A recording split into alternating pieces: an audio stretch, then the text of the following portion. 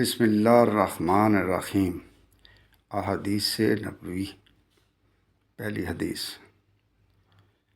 رسول اللہ صلی اللہ علیہ وآلہ وسلم نے فرمایا، بہترین دن جس پر سورج طلوع ہوتا ہے جمعہ کا دن ہے۔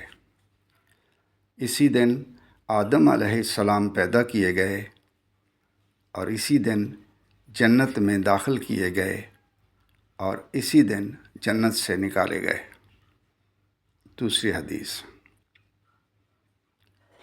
رسول اللہ صلی اللہ علیہ وآلہ وسلم نے فرمایا، ہم آخری ہیں، پھر بھی قیامت کے دن پہلے ہوں گے اور ہم ہی پہلے جنت میں داخل ہوں گے۔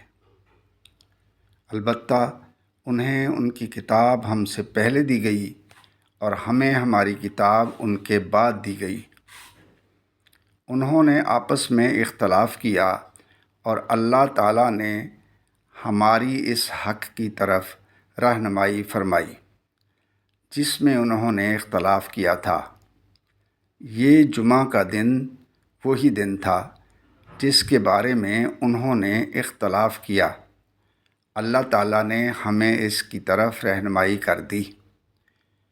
آج کا دن ہمارا ہے یعنی جمعہ کا دن، اور کل کا دن یہودیوں کا ہے یعنی ہفتہ کا دن، اور اس سے اگلا دن یعنی اتوار عیسائیوں کا دن ہے۔ صحیح مسلم حدیث نمبر 1976 اور 1980۔